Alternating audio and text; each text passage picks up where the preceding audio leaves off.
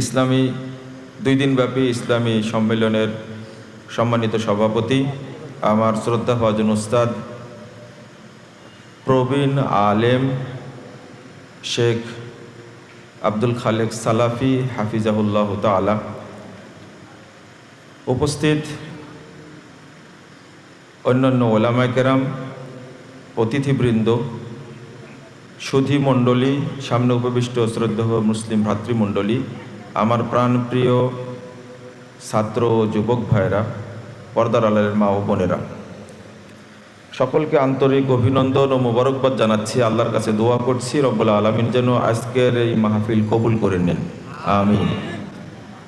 যারা আয়োজন করেছেন এবং আমরা যারা অংশগ্রহণ করেছি, রব্বুল আলামিন আমাদেরকে যেন ক্ষমা করে দেন। আল্লাহ যেন আমাদেরকে দ্বীনের তাওহীদের জ্ঞান দান করেন, আমিন। আল্লাহ যেন আমাদের সকলকে জান্নাতুল ফেরদাউসের মেহমান হিসাবে কবুল করে নেন। সর্বশেষ দোয়া করছি, আল্লাহ এই মাদ্রাসা দারুস সালাম আর সালাফিয়াকে তুমি কবুল করে নাও, আমিন। আপনারা যারা রাস্তায় বা দোকানে আছেন, তাদেরকে প্যান্ডেলে এসে অল্প সময় দ্বীনি আলোচনা শোনার জন্য বিনীত আহ্বান জানাচ্ছি। রাসূলুল্লাহ সাল্লাল্লাহু আলাইহি ওয়াসাল্লাম বলছেন, এই ধরনের মাজলিস যখন হয়, এই ধরনের মাজলিসে উপস্থিত হলে আল্লাহ আরশ থেকে বলেন, ফায়ুনাদি মুনাদি মিনাস সামা, আল্লাহ আসমান থেকে বলেন যে তোমাদের সমস্ত পাপকে আমি ক্ষমা করে দিয়েছি। 2 নম্বর আল্লাহ বলেন, তোমাদের পূর্বের যত পাপ ছিল সমস্ত পাপকে আমি নেকি দ্বারা পরিবর্তন করে দিয়েছি, আর কোনো পাপ নাই। হাদিসটি বুখারীতে এসেছে, মুসলিমে এসেছে, 2689 নম্বর হাদিস। এরপরে আল্লাহ আর একটি কথা বলেন, ফাআতাইতুহুম মা সালু, তারা মাজলিসে এসে আমার কাছে যা চেয়েছে আমি সাথে সাথে সেটা দিয়ে দিয়েছি। আল্লাহ আর একটি কথা বলেন, ওয়া আজারতুহুম মিম্মাস্তাজারু, এখানে আসার কারণে তারা যে শ্রম দিয়েছে, এই কারণে আমি তাদের আমুলনামায় পূর্ণ নেকি দান করেছি। বলুন আলহামদুলিল্লাহ। 4টা কথা আল্লাহ যখন ফেরেশতাদের সামনে বলেন, তখন ফেরেশতারা একটা প্রশ্ন করে, ইয়াকুলুনা ইয়া রব ফীহিম ফুলানুন আবদুন খাত্তা। ফেরেশতারা আল্লাহকে বলেন, আল্লাহ এদের মাঝে যে একজন বড় পাপী, খুব খারাপ মানুষ আছে, ইন্নামা মাররা ফাজালাসা মাহুম, লোকটা রাস্তা দিয়ে যাচ্ছিল, সে অনেক মানুষ দেখে সে বসে গেছে, সে মাহফিল আসেনি, নিকৃষ্ট মানুষ, মাহফিলেও আসেনি, শুধু এসে বসে গেছে। আল্লাহ আপনি কি তাকেও মাফ করে দিয়েছেন? আল্লাহ বলছেন উত্তরে, ওয়ালাহু গফারতু, আমি ওকেও মাফ করে দিয়েছি। এরপর আল্লাহ বলছেন, হুমুল জুলাসা, ফেরেশতারা শোনো, তারা এমন কিছু মানুষ এখানে বসে আছে, লা ইয়াশকা বিহিম জালিসুহুম, এদের মধ্যে এসে যেই বসে পড়বে আমি আল্লাহ তাকেই মাফ করে দেব, কেউ নিরাশ হবে না। এত বড় ফজিলতপূর্ণ জায়গায় আল্লাহ আমাদেরকে নিয়ে এসেছেন, এই জন্য আবার শুকরিয়া আদায় করি আলহামদুলিল্লাহ। 2 নম্বর প্রশ্ন, যে আপনি কি চেয়েছেন? আমি তো চাইলাম কয়েকটা বিষয়, আপনারা কি চেয়েছেন? এই যে জায়গায় বসে আছেন, এই বসা অবস্থায় আল্লাহর কাছে আপনি যা বলবেন, যা চাইবেন, আল্লাহ তাই দান করবেন, নগদ দান করবেন, নগদ। কিছু চাননি আপনারা, তাই না? না, কিছুই চাননি, মনে হয় না। মনে মনে চাইছেন? এখন আমি তো বললাম আল্লাহ তুমি আমাদের সকলকে জান্নাতুল ফেরদাউসের জন্য কবুল করে নাও, আমিন। এইদিকে লোকজন জান্নাত চাই না মনে হয়, আমিনও বলে না।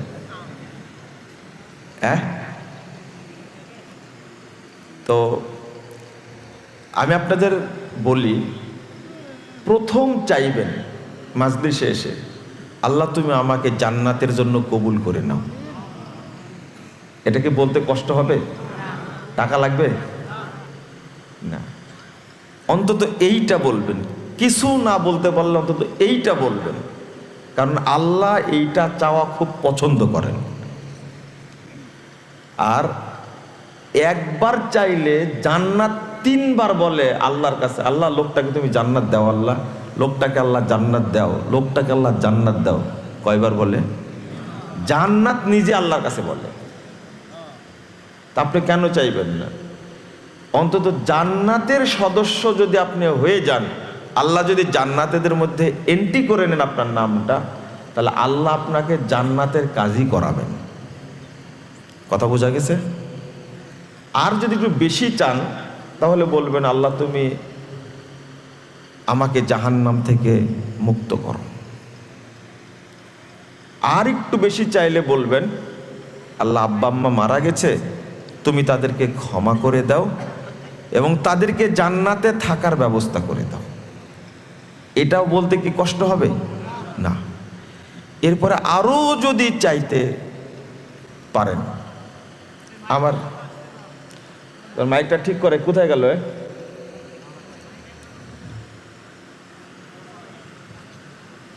আপনারা ছোট্ট একটা বিষয় বলি, আমার একটা কথা শুনে খুব ভালো লাগছে। গতকালকে রাত 12:30টার দিকে এক ভদ্রলোক ফোন দিয়েছেন আমেরিকা থেকে। যা বলার বললেনই, যে কথাটা তার ভালো লাগছে। আমি আমার মুখের কাজ না থাকলে, বসের সাথে কথা বলা না হলে, সারাক্ষণই আমি মুখে আল্লাহর জিকির করি। কখনো সুবহানাল্লাহ, আলহামদুলিল্লাহ, লা ইলাহা ইল্লাল্লাহ। এই কথা বলার পরে যে কথাটা বলছে, যে আমার ভয় হয় যে আমরা তো ইবাদত করতে পারছি না, কখন যেন আল্লাহ আমাকে নিয়ে নেবেন। তা আমি কি সারাক্ষণ আল্লাহর কাছে কি দোয়া করতে পারবো? এই লোকটা মাজার পূজারী ছিলেন, এখন পচা মাজার পূজারী। এটা তার কাহিনী শুনে হতবাক। আল্লাহ এই মানুষটাকে হেদায়েত দিয়েছেন, আমেরিকা যাওয়ার পরে আল্লাহ তার চোখ খুলে দিয়েছেন। মানে ওখানেই বাংলাদেশের মতো 2 নম্বরই দিন কেউ পায় না সাধারণত। চেঞ্জ হলে ভালোটাই গ্রহণ করেন, আলহামদুলিল্লাহ। তা আপনার দোয়া করার যত বিষয় আছে, আপনি মাজলিসে এসে ততটাই চাওয়ার চেষ্টা করবেন। বলেন তো ইনশাল্লাহ? ইনশাল্লাহ। এই তুমি ঠিক করো মাইক। 2 নম্বর আরেকটা বিষয় এখানে, সেটা হলো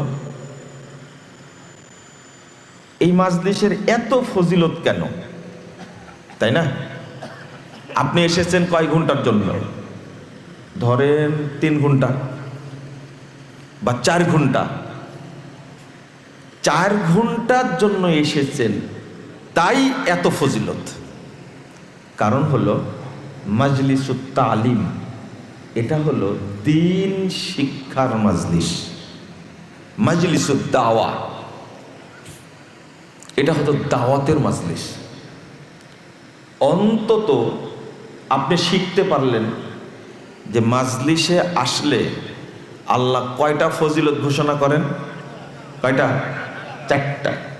অন্তত আগে না জানলেও আজকে তো জানলেন এটা, নাকি? এটাই হলো দ্বীন শিক্ষার মাজলিস। আমি এই ফজিলত বলতে গিয়ে আরেকটু বলি। আপনি সালাত পড়েন, বলেন তো সালাত পড়লে পাপ ক্ষমা হয়, কিন্তু পূর্বের পাপগুলো কি নেকি হয়? আচ্ছা। সিয়াম পালন করেন আপনি, 1 মাস সিয়াম রাখলেন। সিয়াম রাখলে গুফিরা লাহু মা তাকাদ্দামা মিন যামবি, পূর্বের পাপগুলো ক্ষমা করে দেওয়া হয়, কিন্তু পূর্বের পাপগুলোকে নেকি দ্বারা পরিবর্তন করে দেওয়া হয়। আপনি হজে যান, আজকে থেকে হজে মানুষ যাওয়া শুরু করেছে, তো হজ উমরা করেন, আল্লাহ আপনার পাপ ক্ষমা করে দিবেন, কিন্তু বলা হয়নি পাপগুলোকে নেকি দ্বারা পরিবর্তন করে দিবেন। আপনি কি বুঝতে পারছেন আমার কথা? আপনি ওযু করেন, 832 নম্বর হাদিস সহিহ মুসলিম এসেছে, রাসূল সাল্লাল্লাহু আলাইহি সাল্লাম বলছেন, কোন মুমিন বান্দা যখন ওযু শেষ করে,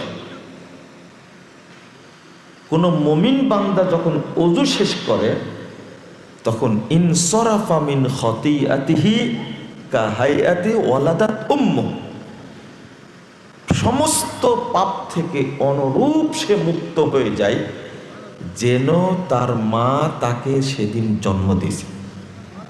ওই দিনের মতো হয়ে যায় যেদিন তার মা তাকে জন্ম দিয়েছে। সেদিন কি পাপ ছিল? এত সুন্দর ফজিলত, কিন্তু বলা হলো না তার পূর্বের পাপগুলো নেকি করে দেওয়া হলো, বলা হলো।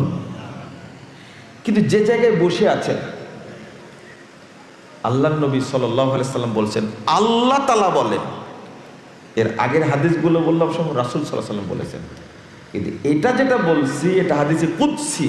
আল্লাহ বলছেন, মসজিদে আসলে আমি পাপ ক্ষমাও করে দেব, পূর্বের সমস্ত পাপকে নেকি দ্বারা পরিবর্তনও করে দেব। কেন এটা এত পাওয়ার? কেন পাওয়ার? হলো দিন শিক্ষার মাজলিস। এটা আপনি 65 বছর যাবৎ সালাত পড়ছেন, কিছু শিখেছেন? কিছু শিখেননি। ওই জন্য ওর যে পাওয়ার এটার বেশি। আপনি সিয়াম পালন করেন 65 বছর যাবৎ, রমাজান মাস 1 মাস করে, কি শিখছেন আপনি?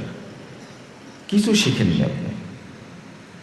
কিন্তু মাজলিসে আসলে কিছু শিখতে পারবেন, এই জন্য আল্লাহ তো ফজিলত দিয়েছেন, তাও 3-4 ঘন্টার জন্য। বলেন তো, এই মাদ্রাসার একটা ছেলে বা যে কোনো প্রতিষ্ঠানে যারা এলেম শিক্ষার জন্য বেরিয়ে গেছে, তাদের ফজিলত, তাদের মর্যাদা আল্লাহর কাছে তাহলে কত হতে পারে?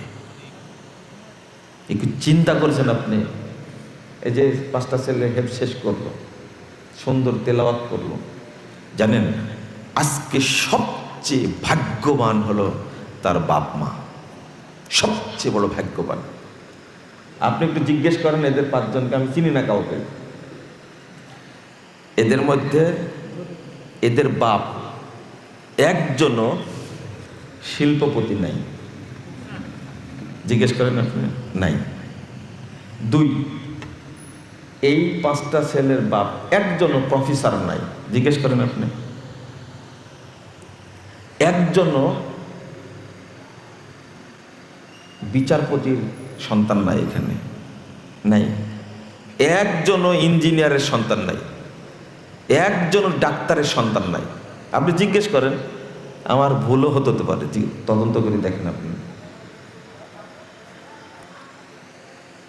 আপনারা যারা আজকে রাত 12টা 12:30 মানে পেরিয়ে গেছে, এখনো বসে আছেন, আপনারা 1:45 বাজতে যাচ্ছে রাত, যারা শিক্ষিত মানুষ তারা এই আলোচনা শুনতে আসেনি, আসবে না, তাদের সময়ও নাই আর পরিবেশও নাই, এটা তাদের পরিবেশ না। তবে একটা হাদিস শুনে আপনার ভালো লাগবে। সহিহ বুখারীর মধ্যে ইমাম বুখারী রাহিমাহুল্লাহ নকল করেছেন যে আসহাবুস সুফফা আল ফুকারা, এই দিন এলেমটা বহন করেছে যুগের পর যুগ, দরিদ্র যারা, অসহায় যারা, তারাই এলেম বহন করেছে। বলেন আলহামদুলিল্লাহ। তো এই এলেম আপনাকেই বহন করা লাগবে।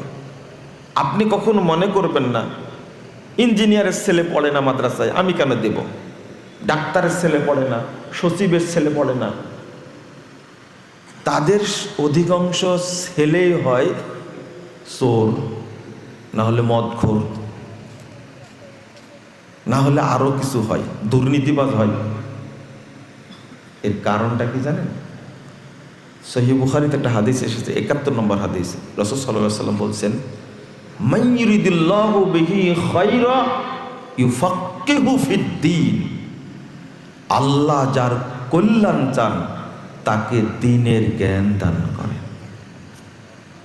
যার মধ্যে দ্বীনি জ্ঞান নাই ওর মধ্যে কোনো কল্যাণ নাই, কোনো কল্যাণ নাই, এটাই ফাইনাল কথা। দ্বীনি জ্ঞান যার মধ্যে নাই, একজন লোক বাংলাদেশের সেরা ডাক্তার, নাম বললেই চিনবেন, তো তিনি রোগী দেখেন ভিডিওর মাধ্যমে। আমি তার কাছে চিকিৎসা নিতে গেছি, তো তিনি ভিডিওতে আমাকে দেখে চিনতে পেরেছেন। তখন তার রুমে ডেকে নিয়েছেন আমাকে, এই ডাক্তার মারা গেছে, আল্লাহ তাকে ক্ষমা করুন। তো দেখলাম খুব সুন্দর পাকা দাড়ি, বৃদ্ধ হয়ে গেছে তো পাকা দাড়ি। আমার সাথে আগে কথা বললেন, এমনি নর্মাল যে কথাবার্তা হয়। আচ্ছা, আমি তো আপনাকে চিনতাম না, আমার বৌমা, আমার ছেলের বউ আমাকে একটা বই দিয়েছেন, দিয়ে আমার উপকার করেছে। এই বইটা পড়ি আর ভিডিওতে কয়েকদিন আপনাকে দেখেছি, এই জন্য আপনার সম্মানে আমি ঘরে ডেকে নিলাম। এত বড় একজন ডাক্তার, এত বড় একজন ডাক্তার, আমি জিজ্ঞেস করলাম যে আপনি কি কোরআন তেলাওয়াত করতে জানেন? তখন বলছে না, আমি কোরআন তেলাওয়াত করতে জানি না। কি বুঝলেন আপনি? ও যে আফসোস লাগে খুব যে আমি কেন আগে কোরআনটা শিখিনি, আমার বাবা মা আগে কেন দ্বীন শিক্ষা দেয়নি। যখন বয়স এই পর্যায়ে, তখন তিনি এই আক্ষেপটা করছেন, কারো সামনে না, আমার সামনে। হাদিসটা কি বললাম? মাইয়ুরিদুল্লাহু বিহি খায়রা ইউফাক্কিহু ফিদ্দীন। আল্লাহ যার কল্যাণ চান তাকে দ্বীনের জ্ঞান দান করেন। যার মধ্যে দ্বীনের জ্ঞান নাই তার মধ্যে কোনো কল্যাণ নাই, জিরো জিরো। কোরআন যদি কেউ তেলাওয়াত করতে না জানে, সে কবরে 3টা প্রশ্নের উত্তর দিতে পারবে না, এটাই ফাইনাল। জানতেই হবে, তেলাওয়াত করতেই হবে। কারণ হাদিস তো আপনারা জানেন, যখন 3টা প্রশ্নের উত্তর দিয়ে দিবেন তখন ফেরেশতারা আরেকটা প্রশ্ন করবে না, ওমা ইউদ্রিকা মার রব্বুকা, তোমার রবকে আল্লাহ, ওমা দিনুকা, দিন কি ইসলাম, ওমা নবিয়ুকা মান হাযা রাজুলুল্লাহি উইসা ফিকুম, নবীকে মুহাম্মদ সাল্লাল্লাহু আলাইহি সাল্লাম। 3টা প্রশ্নের উত্তর যখন পেরে যাবেন তারা আরেকটা প্রশ্ন করবেন, ওমা ইউদ্রিকা, তোমাকে কে জানালো, তুমি কিভাবে জানতে পারলে? তখন সে জবাব দেবে, প্রথম কথা, করাতু কিতাব আল্লাহ, আমি আল্লাহর কিতাব পড়েছি, ওয়াসাদ্দাকতু বিহি ওয়া আমানতু, আমি তাকে সত্যায়ন করেছিলাম, আমি তার স্বীকৃতি দিয়েছিলাম, ঈমান এনেছিলাম। আপনি কি বুঝতে পারলেন? তাহলে যারা কোরআন তেলাওয়াত করতে জানে না তারা কবরে উত্তর দিতে পারবে না। আরেকটা বিষয় হলো, যদি একজন ব্যক্তি সবচেয়ে বড় শিক্ষিত হয় আর ওই ব্যক্তি যদি দ্বীনি জ্ঞান না জানে, তাহলে সে দেশের উপকার, জাতির উপকার, সমাজের উপকার দূরের কথা, সে নিজেরই উপকার করতে পারবে না। যেমন উচ্চ শিক্ষিত মানুষ আমরা দেখি একসঙ্গে বসি, ও পানিটা খায় কোন হাতে? বাম হাতে। বাম হাতে খাওয়া কার সুন্নাত? শয়তানের সুন্নাত। তো ওর মধ্যে কোনো কল্যাণ আছে? আপনি নিজেই বলেন। আরে পানিটা পর্যন্ত খাওয়া শেখেনি, বিসিএস ক্যাডার রিটায়ার্ড হয়ে গেছেন, এই মানুষটা পানি পর্যন্ত খাওয়া শেখেনি। পানি খায় কোন হাতে? সিস্টেম কিন্তু আলাদা, দারুণ সিস্টেম। কি করে খায় জানেন? ডান হাতে বিস্কিটের প্যাকেট, অর্থাৎ যে চানাচুরের প্যাকেট, ডান হাতে ধরে বাম হাতে ঢালে ঢেলে এইভাবে খায়। এই খাওয়া দেখলে ইবলিস হাসে না কাঁদে বলেন তো দেখি? হাসে। পেয়েছি, আমার একটা টাটকা দালাল একটা পেয়েছি, তুই অনেক দিন বেঁচে থাক। এই শিক্ষা তার উপকার করলো না ক্ষতি করলো বলেন তো? শুধু তাই, আপনি একটু খেয়াল করেন, এই লোকটি বেঁচে আছে, তার মা মারা গেল, ইমামতি করতে পারবে? জানাজা পড়াতে পারবে না। মায়ের চেয়ে শ্রেষ্ঠ সম্পদ পৃথিবীতে কে আছে? তার মা বাবা এত পড়াশোনা করাইছে, করানোর পরে মা যখন মারা গেল, জানাজা তো করতেই পারবে না, দূরে দাঁড়ায় থাকবে,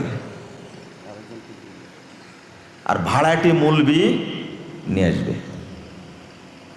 ওই মৌলবি তার দোয়ার নিজের সন্তানের দোয়া একরকম হবে? হ্যাঁ, কোনো দিন হবে না। বুঝে এত বড় উচ্চ শিক্ষিত হওয়ার পরে যদি বাপের জানাজা না করতে পারে, তাহলে নিজে কোনো উপকার করতে পারলো বাপ মায়ের? না, কোনো উপকার নেই, নিজেরই পারে না।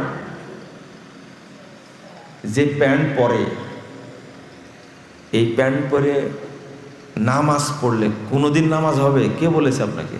এটা শয়তানও বিশ্বাস করবে না। রুকুতে গেলে পিছনের অর্ধেক বেরিয়ে যায় না? সেজদায় গেলে আরো অর্ধেক বেরিয়ে যায়। আপনি বলেন তো দেখি, নামাজ হয় না বাতিল হয়?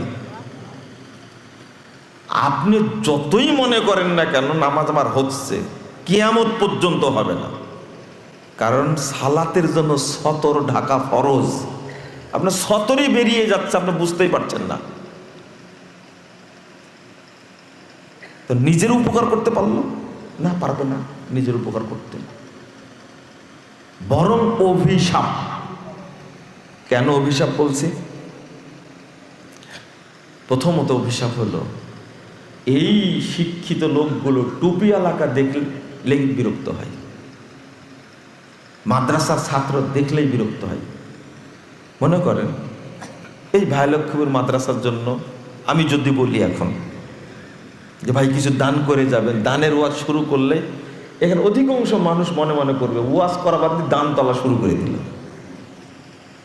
এই দান তোলার জন্য বলেছেন কে? আল্লাহ। আর আল্লাহর নবী মুহাম্মদ সাল্লাল্লাহু আলাইহি ওয়াসাল্লাম পৃথিবীর শ্রেষ্ঠ মানুষ, তিনিও দরিদ্র ফকির মিসকিনদের জন্য মানুষের কাছে ভিক্ষা করেছেন। এটা কি জানেন আপনি? তা আমি করলে সমস্যা কি? আপনি এটা অপছন্দ, আপনি ঘৃণা করেন, ছি। আপনি জানেন এই শরীয়ত যারা বহন করেছে, যেটা আগে বললাম, আল্লাহ রাসূলের মাদ্রাসা নববীতে যা ছাত্র ছিল, এনারা সবাই ছিলেন দরিদ্র সাহাবী। আল্লাহ রাসূল তাদের খাবারের জন্য ভিক্ষা করতেন।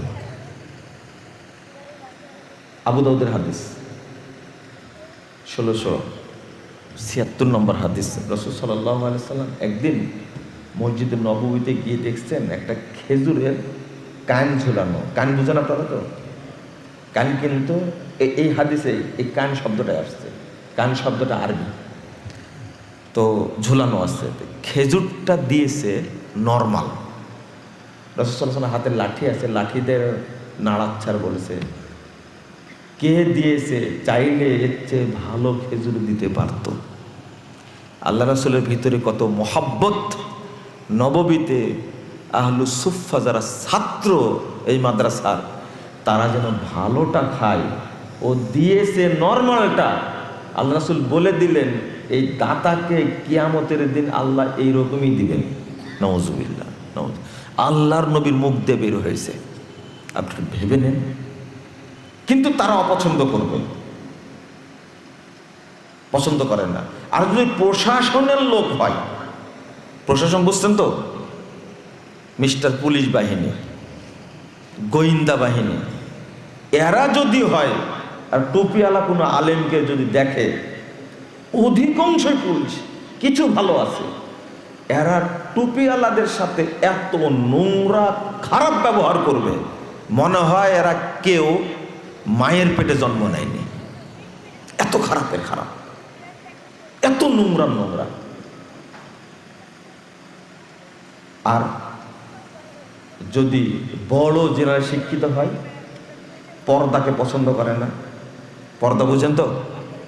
ইসলামী বক্তব্য পছন্দ করে না তারা, বরং পছন্দ করবে কেন? বাংলাদেশে থাকলে হয়তো ন্যাশনাল চোর, ওই আমেরিকা কানাডা গিয়ে পড়াশোনা করে হয়েছে ইন্টারন্যাশনাল চোর। চোর না হলে বাংলাদেশে এত দুর্নীতি হয় কেন? কেন দুর্নীতি হয়? সব সেক্টরে যারা বসে আছে বাংলাদেশে সবগুলো বড় বড় চোর। জুতা চোরকে আপনি যে মাঠটা দেন, জুতার দাম কত? আর তাও 3 বছর ব্যবহার করছেন আপনি, চুরি করেছে। এই চোরটাকে যে মাঠটা দিলেন আপনি, ওই স্যান্ডেল বিক্রি করতে গেলে কেউ নেবে না। কিন্তু সবচেয়ে বড় চোর যে 5,000 কোটি টাকা চুরি করেছে, ওকে বলেন স্যার, তাই না? যে যত বড় চোর বাংলাদেশের, সে তত বড় স্যার সারা বাংলাদেশ। এই যে পদ্মা সেতু তৈরি করেছেন একটা, এর খরচ হয়েছে 20,000 কোটি টাকা, আর খরচ দেখানো হয়েছে 50,000 কোটি টাকা। বলেন তো কত হাজার চুরি করেছে? কত হাজার? মাত্র বলেন, মাত্র 30,000 কোটি টাকা চুরি করেছে, বেশি তো করেনি। আপনারা বলেন তো, এরা কেউ কি অশিক্ষিত, অল্প শিক্ষিত, আধা শিক্ষিত নাকি? সবগুলো উচ্চ শিক্ষিত। এইগুলো ভালো মানুষ না চোর? আপনারা বলেন। চোর। আপনার কষ্ট হয়? কষ্ট হয়। চোর বলবেন তাই বলে ওকে চোর বলা উচিত না। এক চোর একটা ব্যাংকে ফতুর করে দিয়েছে, দেশের বাহিরে 621টা বাড়ি পাওয়া গেছে তার। ও কয় বাড়িতে থাকবে বলেন তো দেখি আমাকে? এ কি অশিক্ষিত? আর একজন মন্ত্রী, প্রতিমন্ত্রী, আপনি চিন্তা করেন এত বড় চোর জন্ম হয়েছে, এই শিক্ষা লাভ করে কি হয়েছে আমাকে বুঝান তো দেখি। বড় চোর পয়দা করেছে, ওর বাপ মা ওকে জন্ম দিয়ে ভুল করেছে। এটা আল্লাহর গজব। আল্লাহ বলছেন 8 নম্বর আয়াত সূরা রোম, ইয়ালামুনা 7 নম্বর আয়াত, ইয়ালামুনা যাহিরাম মিনাল হায়াতিদ দুনিয়া ওয়া হুম আনিল আখিরাতি হুম গাফিলুন। তারা দুনিয়াবি জ্ঞান সম্পর্কে অনেক জানে, কিন্তু আখিরাতের ইলমে কি গাফিল। এটা হলো ইহুদি খ্রিস্টান কাফেরদের স্বভাব। আপনার মধ্যে এটা কেন? রাসূল সাল্লাল্লাহু আলাইহি ওয়াসাল্লাম বলছেন, ইন্নাল্লাহা ইউবগিজু কুল্লা আলিমিন বিদ-দুনিয়া জাহিলিন বিল আখিরা। নিশ্চয় আল্লাহ তাআলা ওই সমস্ত মানুষের উপরে লানত করেন, গজব বর্ষণ করেন, আল্লাহ অভিশাপ বর্ষণ করেন, যারা দুনিয়াবি জ্ঞানে বিজ্ঞ, প্রাজ্ঞ, অভিজ্ঞ, জাহিলিন বিল আখিরা, কিন্তু দিনের জ্ঞানে জাহেল। আল্লাহ এদের উপরে লানত করেন। লানত না করলে এত বড় উচ্চ শিক্ষিত হয়ে এত বড় চোর হবে কেন? এটা আল্লাহর গজব। আল্লাহর গজব। আপনার দ্বারা ক্ষতি হবে কেন? দেশের ক্ষতি হবে কেন? জাতির ক্ষতি হবে কেন? আপনাকে বুকে হাত দিয়ে বলতে হবে, আমার দ্বারা দেশের এক বিন্দু পরিমাণ কোনো ক্ষতি হয়নি। আপনি বলেন তো দেখি, পারেন না কেন? আপনি মানে আপনি অভিশপ্ত, এটা তাই বলতে পারেন না। আরে একটা কাগজ স্বাক্ষর করবে তাই তাকে ঘুষ দেওয়া লাগবে, লাগে না? ভালোই হয়েছে, ভূমিমন্ত্রী যিনি হয়েছেন এবার সেটা রাজশাহী, মাশাআল্লাহ, তাই না? রাজশাহী কি 59 সালের পরে না 69 সালের পরে প্রথম রাজশাহীতে ফুল মন্ত্রী পেয়েছে। হিসাব করছেন আপনারা, তাও পেয়েছেন কি মন্ত্রী? ভূমি মন্ত্রী।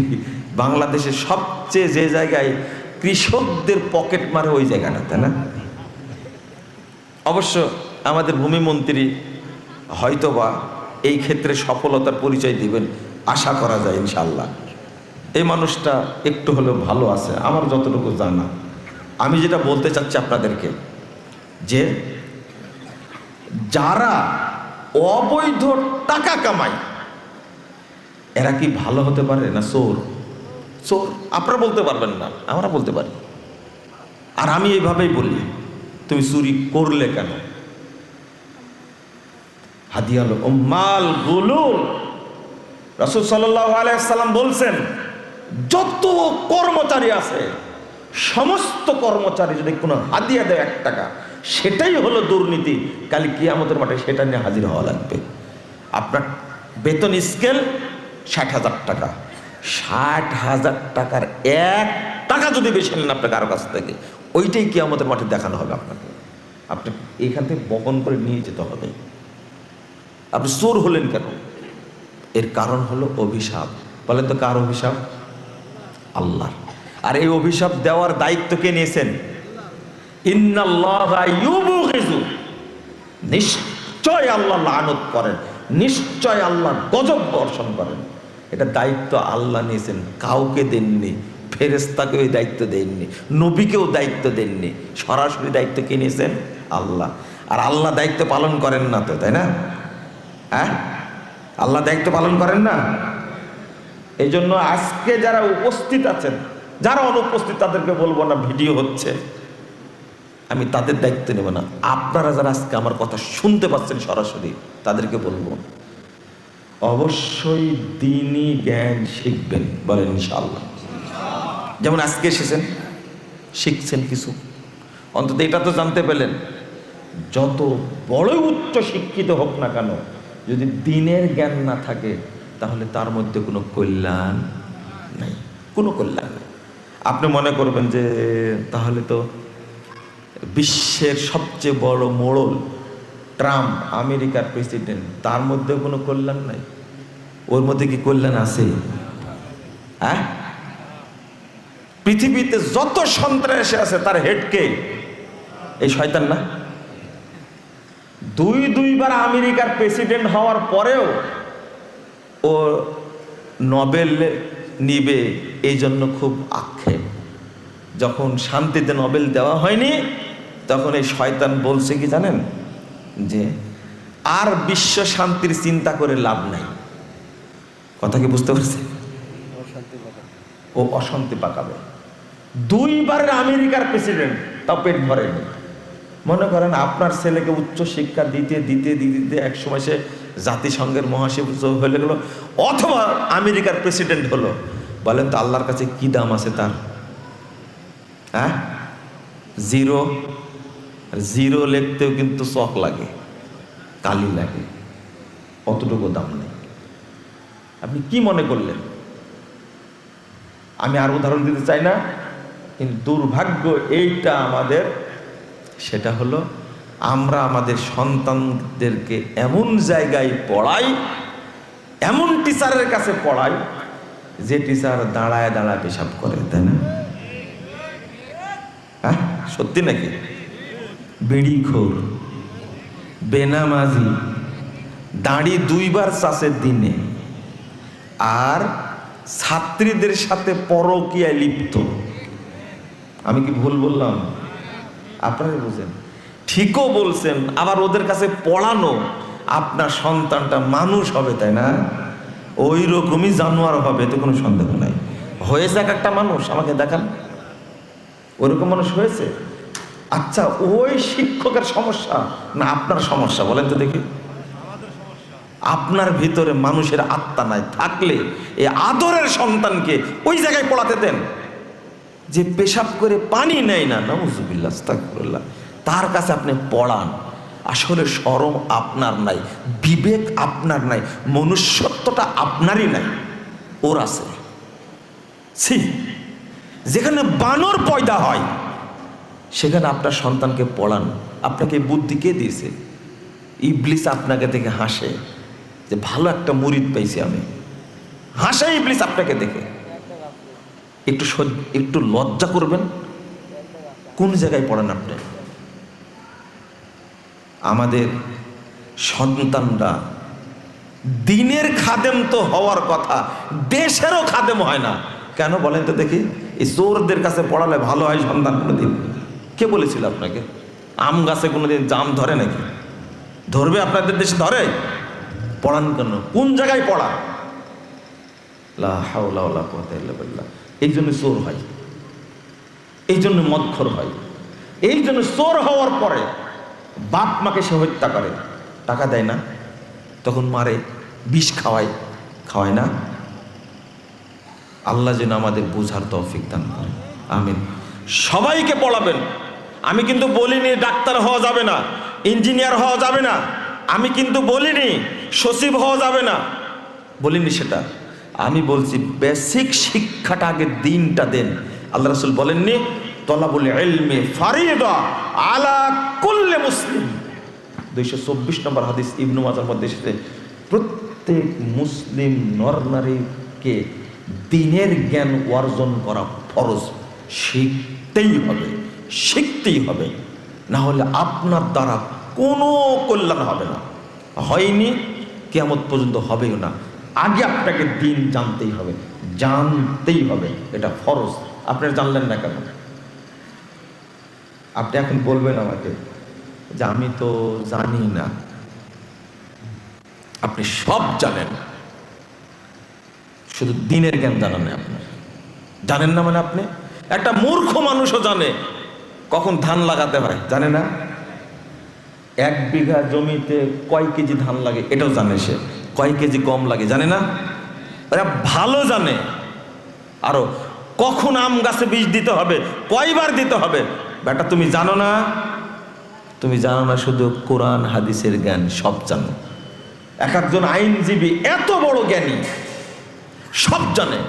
আরে কানাডার আইনে কি আছে, আমেরিকার আইনে কি আছে, ব্রিটেনের আইনে কি আছে, ইন্ডিয়ার আইনে কি আছে, জাপানের আইনে কি আছে, এই খাটা সব জানে, কিন্তু এর মধ্যে কি আছে সেটা জানে না, এটা জানে না। আল্লাহ তুমি আমাদের বোঝার তৌফিক দান করো, আমিন। রাত তো অনেক হয়ে গেছে, যে বিষয়টা বলতে চাচ্ছিলাম ওটা কি বলবো? হ্যাঁ, কিসে কয়টা পর্যন্ত চলবে? আমার আলোচনা এত রাতে চলে না, তাও যে আপনারা অনেক মানুষ বসে আছেন আলহামদুলিল্লাহ। তবে একটা ঠিক আলহামদুলিল্লাহ, শুকরিয়া আদায় করছি যে ভাইলক্ষ্মীর মাদ্রাসার আগের বছরগুলোতে যে প্রোগ্রামে যে চিত্র, এবার একটু ভিন্ন মনে হচ্ছে না? আগামীতে আরো চেঞ্জ হবে ইনশাল্লাহ।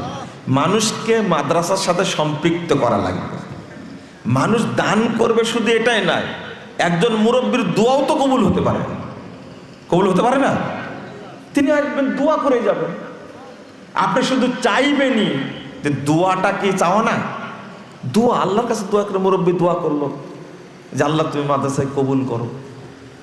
আপনার 1000 জনের দোয়া কবুল না হতে পারে, ওই মুরব্বীর দোয়া আল্লাহ কবুল করতে পারেন তো?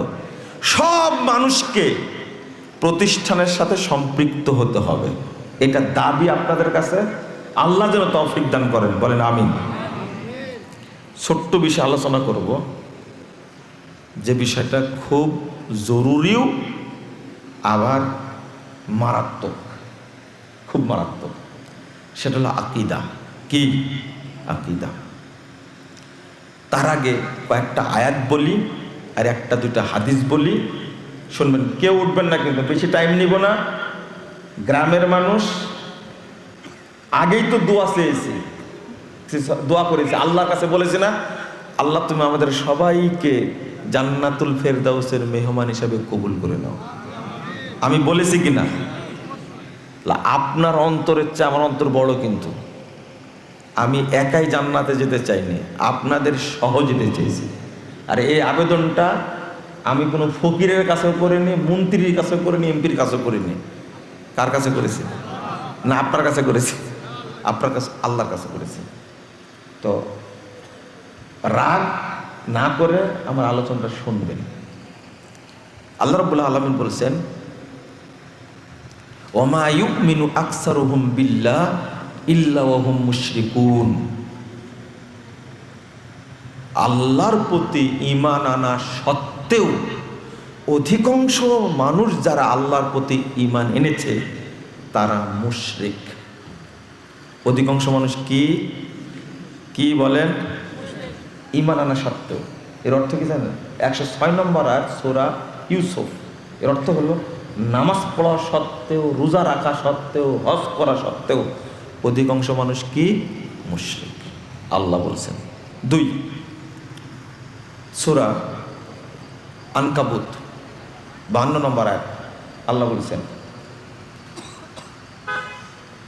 ওয়া ইন্না কাসীরাম মিনান নাস বিলিকাই রাব্বিহিম লাকাফিরুন। না, সূরা রোম 8 নম্বর আয়াত আল্লাহ বলছেন, ওয়া ইন্না কাসীরাম মিনান নাস বিলিকাই রাব্বিহিম লাকাফিরুন। অধিকাংশ মানুষ যারা আল্লাহর সঙ্গে সাক্ষাৎ করবে, রবের সঙ্গে সাক্ষাৎ করবে কাফের হয়ে। বলেন নাউজুবিল্লাহ।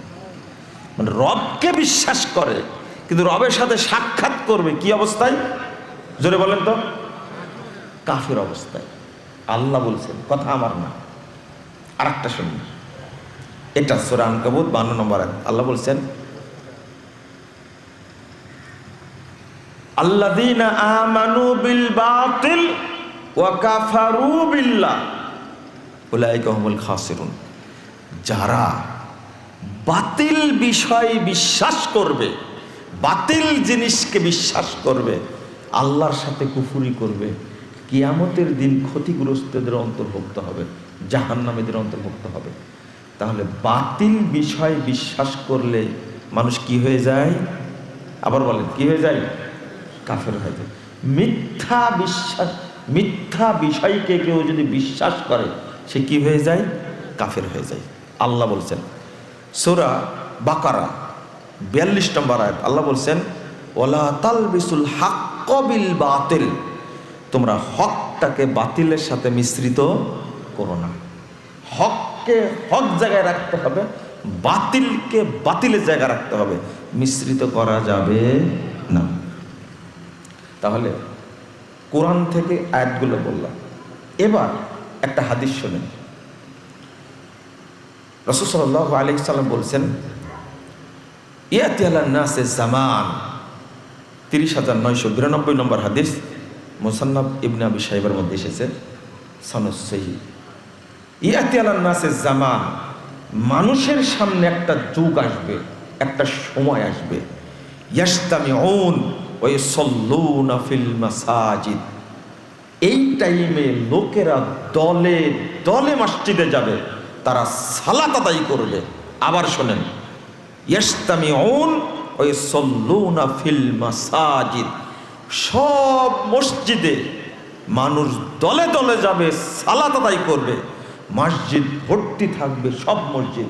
ওয়ালাইসা ফীহিম মুমিন, কিন্তু কোন মসজিদেও একজন ঈমানদার পাওয়া যাবে না। এটা ভয় লাগে না? আমি তো নামাজ পড়ি, আমিও তো রোজা রাখি, তাহাজ্জুদ পড়ি, মসজিদে যাই, কিন্তু আল্লাহর নবীটা কি বললেন?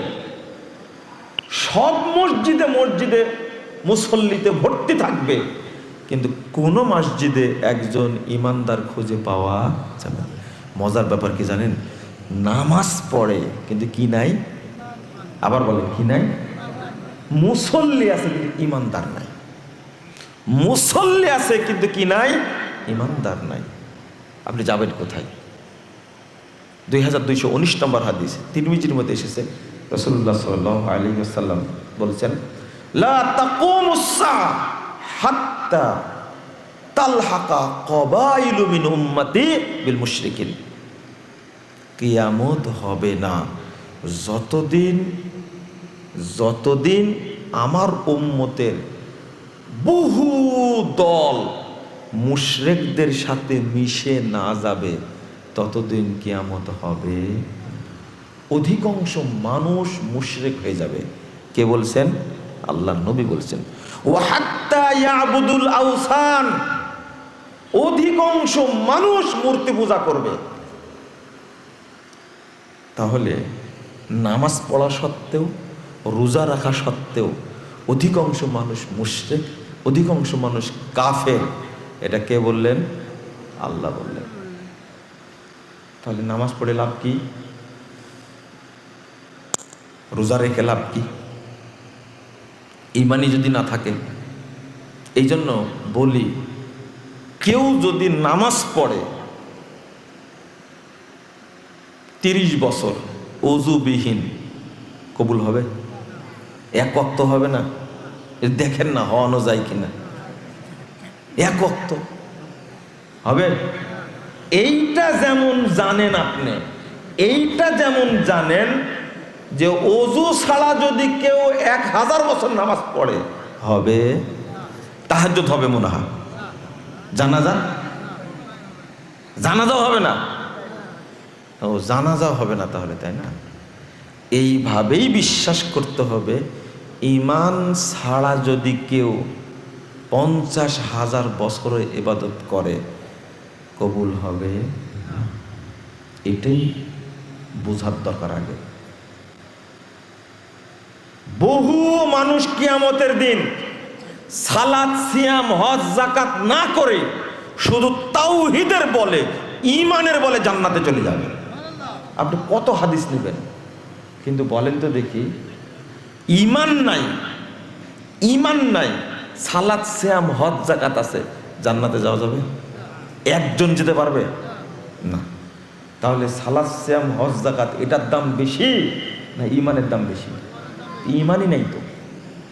সালাত আছে কিন্তু কি নাই? ঈমান নাই।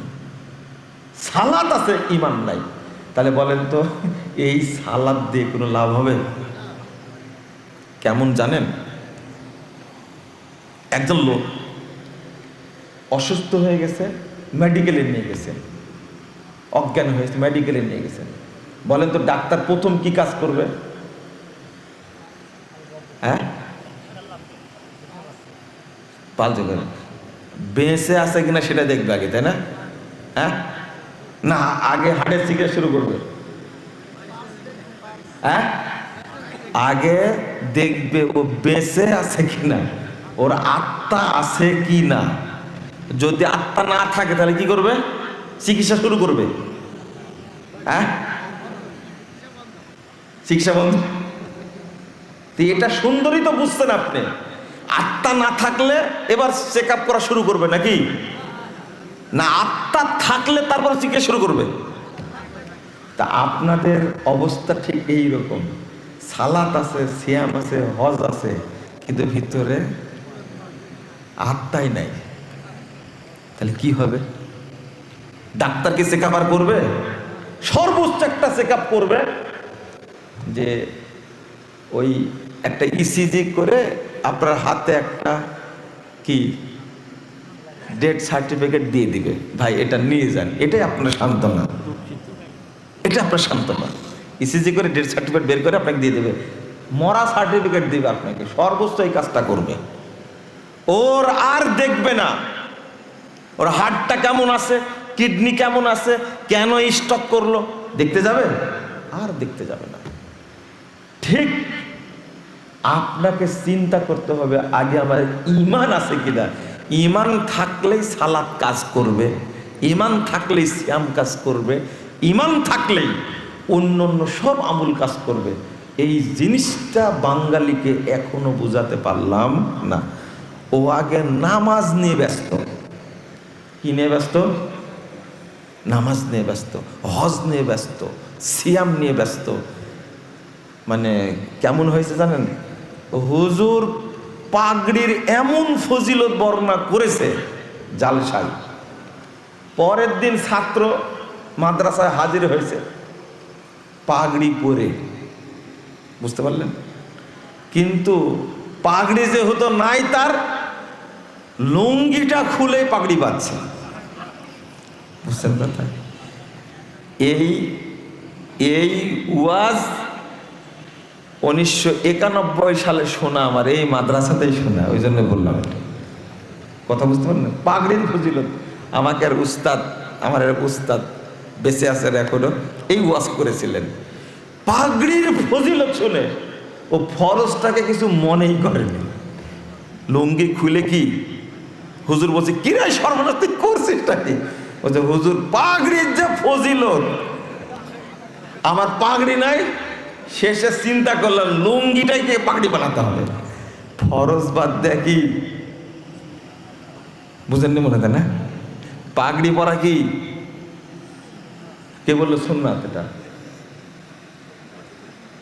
পাগড়ি পরা মুস্তাহাব, এটা কি মুস্তাহাব, ভালো, কিন্তু সতর ঢাকা কি ফরজ। ফজিলতের ঠেলায় ফরজে গেছে। ঠিক আমাদের অবস্থা হয়েছে।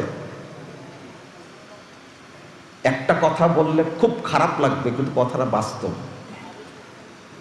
ছেলে ছাগল নিয়ে চলে আসছে বাড়িতে, ছাগল কিনে আসছে। কিরে ছাগল কিসের? আকিকার ছাগল। আকিকা ছাগল কার? বলছে আমার। ও কিন্তু বিয়েই করেনি। বাপ বলছে তুই বিয়েই করিস না কোনো, আকিকার ছাগল কি করবি? তো বাপকে বলছে ছেলে, তো এটা তো খুব ভালোই বুঝেছো তুমি, তুমি নামাজ পড়ো না, হজে যাওয়ার জন্য রেডি হয়েছে কেন? বুঝেননি কথা? তুমি নামাজ পড়ো না কোনোদিন, হজের জন্য টাকা জমা দিয়েছো না, ওই জন্য তো আমি আগেই ছাগল কিনে নিয়ে আসছি। আমি ছাগল পুষি আগে, বাচ্চা হোক আর চাই না হোক। ও কেমনে কনফার্ম হলো? আমাদের দেশের ইসলাম সবাই এইভাবে মেনে চলে। কথা বুঝতে পারলেন? সবাই যেটা আসল তার কোনো খবর নাই। আমাদের ইসলামী দলগুলো আছে না, সবার একই অবস্থা।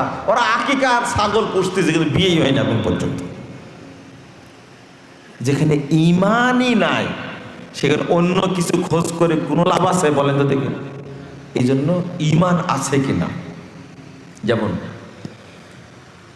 আজকে কয়েকজন ফোন দিছে, কি বিষয়ে জানেন? যে ইরান আর আমেরিকার যে যুদ্ধ হচ্ছে, কিছু বললেন একটু, কথা বুঝেননি? আপনারা তো শুনতে রাজি না এটা, তাই না? হ্যাঁ শুনবেন নাকি? কবরে কিন্তু এ বিষয়ে জিজ্ঞেস করা হবে না, এটাও বলে দিলাম। কবরে জিজ্ঞেস করা হবে না, এটা বলে দিলাম। জিজ্ঞেস করা হবে কি নিয়ে? তুমি কোন দল করতে, তাই না? হ্যাঁ এটা জিজ্ঞেস করবে না। আর একটা জিজ্ঞেস করবে তুমি রাজনীতি করতে কিনা, এটাও না। নামাজ পড়তে কিনা, এটা জিজ্ঞেস করবে মনে হয়, তাই না? হ্যাঁ এই তিনটা প্রশ্ন আছে। আছে রাজনীতি প্রশ্ন নাই, তারপরে রাষ্ট্রনীতি নাই, কোন দল করেছে সেটাও নাই। তাহলে এইটা নিয়ে আপনি এত চিন্তা করেন কেন? প্রথম প্রশ্ন হবে মার রব্ব, তোমার রবকে। এটা চিনেন নাকি? আগে বুড়ে হয়ে একবারে দাড়ি পেকে একবারে সাদা ধবধবে পাটের ফেঁচির মতো হয়ে গেছে, জিজ্ঞেস করছে আল্লাহ কোথায়? বলে আল্লাহ তো সব জায়গায়। এ হারামখোর কয় কি? বুঝেননি? এই বক্তব্য দিলেই আগুন ধরে যাবে ভিতরে। এগুলো কথা হলো, এই বক্তব্য দিতে হবে কেন? সারা বিশ্বের তেল সংকট, এটা নিয়ে আলোচনা করবে। তেল মারি তো তুমি শেষ করেছো, আল্লাহকে চিনে রাখবো। তেল মারতে মতো সারা জীবন গেছে, বয়স এখন 95 বছর, ও আল্লাহকে চিনে না। বলতে আল্লাহ সব জায়গায় আছে। যারা এই কথাটা বলে আল্লাহ সব জায়গায় আছে, ও মুমিন না কাফের? খাঁটি কাফের, খাঁটি একবারে ফ্রেশ টাটকা একবারে তাজা কাফের একটা। ওর বয়স যদি 95,000 বছর হয় তবুও কাফের। দেখো তুমি এতদিন কি করলে, কি ঘোড়ার ঘাস কাটলে তুমি? আল্লাহ চিনলে না তুমি? কি জানো তুমি? আল্লাহ কোথায় আছে? সর্বত্র বিরাজমান, আল্লাহ নিরাকার। তো এই এলেমটা নাই কেন তোমাকে যাচাই করতে পারলে না? নবী সম্পর্কে প্রশ্ন, নবী নূরের তৈরি। আহারে 95 বছর পর আপনি কি কাঁথা বুনেছেন, কি ধুপি শিখেছেন আপনি, এই এলেমটা আপনার ভিতরে নাই। আপনি চিন্তা করছেন সমাজনীতি নিয়ে, অর্থনীতি নিয়ে, আমেরিকার যুদ্ধ নিয়ে পড়ে আছেন আপনি। ওটাতে কি হবে আপনার? আপনি কি করবেন? মানুষ জাহান্নামে যাবে কেন বুঝতে পারছেন? বাংলাদেশের অধিকাংশ মানুষের আল্লাহ সম্পর্কে আকীদা ভালো না, সঠিক না। আলেমরাই আকীদা নিয়ে বসে আছে। প্রথম জিজ্ঞেস কর মার রব্বুক, এই ব্যাপারে কোনো সন্দেহ আছে নাকি আপনাদের? কোনো সন্দেহ আছে? এটা সম্পর্কে জানো না কেন? ওমা দীনুক, তোমার দিন কি? ইসলাম। ইসলাম সম্পর্কে জানি আমি যেটা মেনে চলছি সেটা কি ইসলাম? কে বলেছে এটা ইসলাম? কে বলেছে? আপনি তো খানকার ধর্ম মেনে চলেন। মুহাম্মদ সাল্লাল্লাহু আলাইহি সাল্লামের উপরে আল্লাহর পক্ষ থেকে যে বিধান এসেছে সেটা তো কোন আপনি মানেন না। কোন পুঁথির মধ্যে কি আছে? এই খানকা থেকে যেটা পীর বলে সেটাই মানে। চরমুনের পীরের যত মুরিদ আছে কোরআন হাদিস কেউ মানে না, চরমুনের যা বলে সেটাই মানে। ওটা কি ইসলাম? তাহলে কাকে ইসলাম বলছেন আপনি? ইসলামও তো চিনেন না আপনি। মানিকগঞ্জের পীর যা বলে পীরেরা মুরিদরা তাই মানে। মাছ ভান্ডারের পীর যা বলে মুরিদরা তাই মানে। আটরশির পীর যা বলে মুরিদরা তাই মানে। আল্লাহর নবীর কোনো ধার ধারে না। ধার ধারলে তো এই নাম হবে কেন?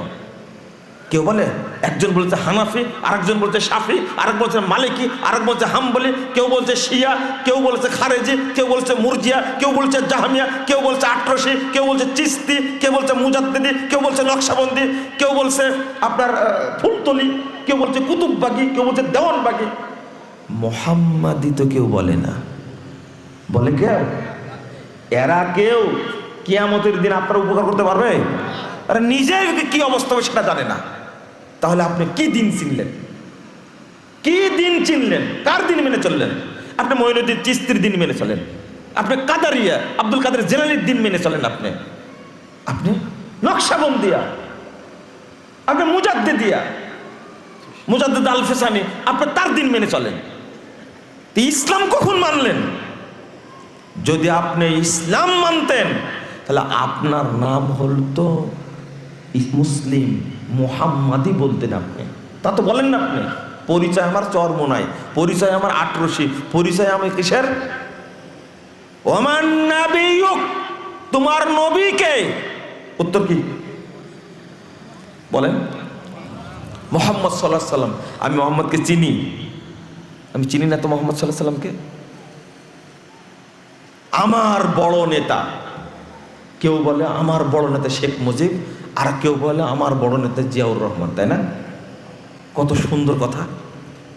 আমার যদি নেতা হন, আমাকে যিনি সুপারিশ করতে পারবেন তিনি কে?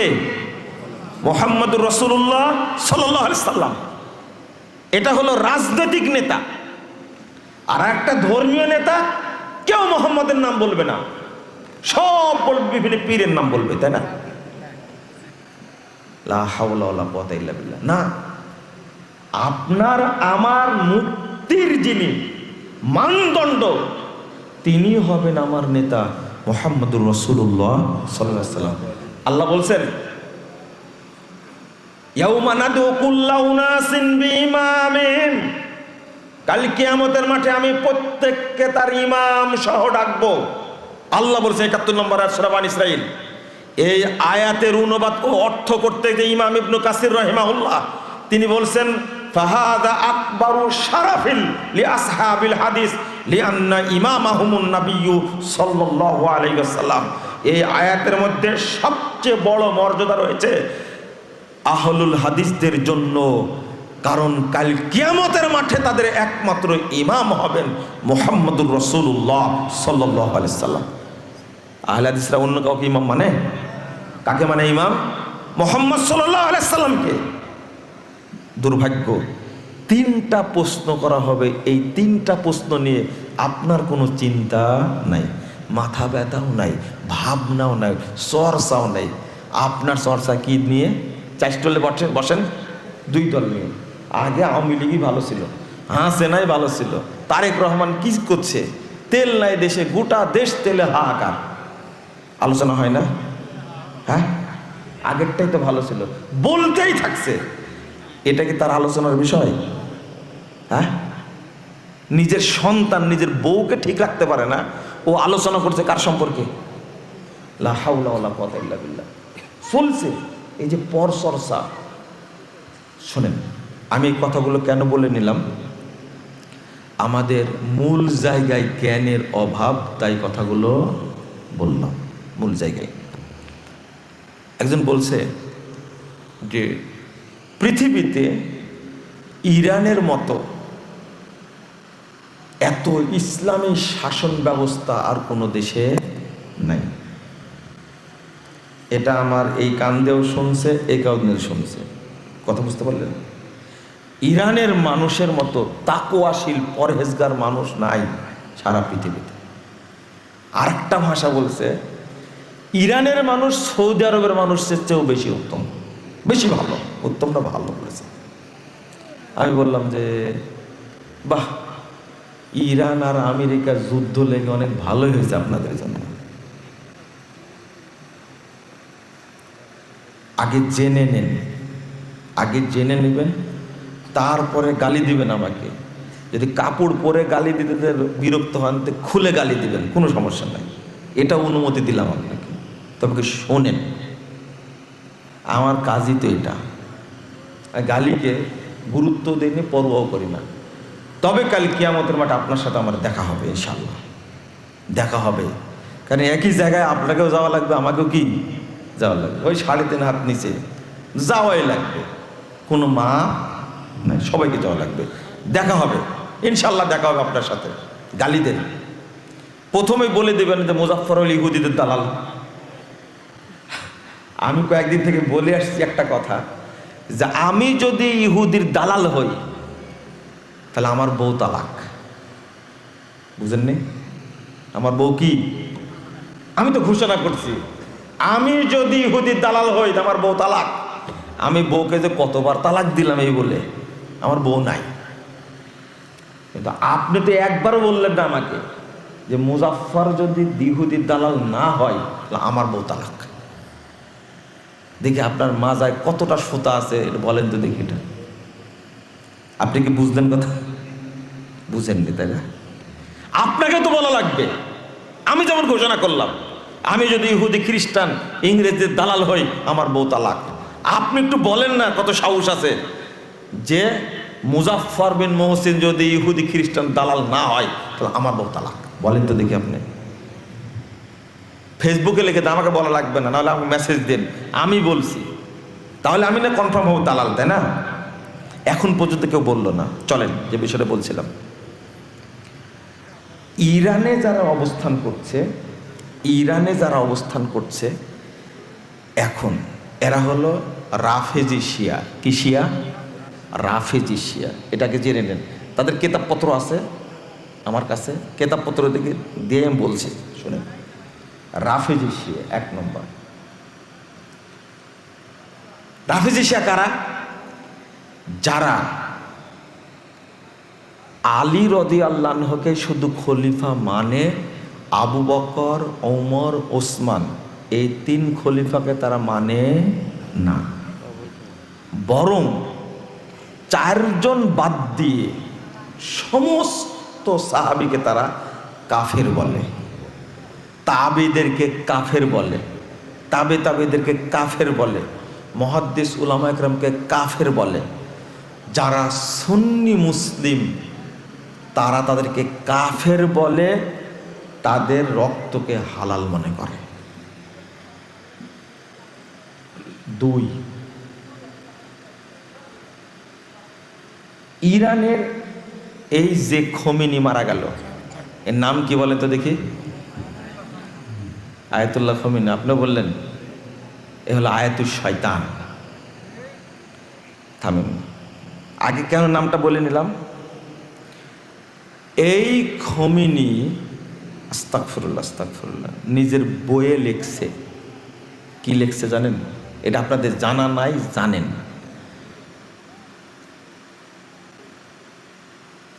আয়েশা ওয়া তলহা ওয়া জুবাইর ওয়া মুয়াবিয়া ওয়া আশবাহুহুম কানু আখবাসা মিনাল কিলাব ওয়াল খানাজির।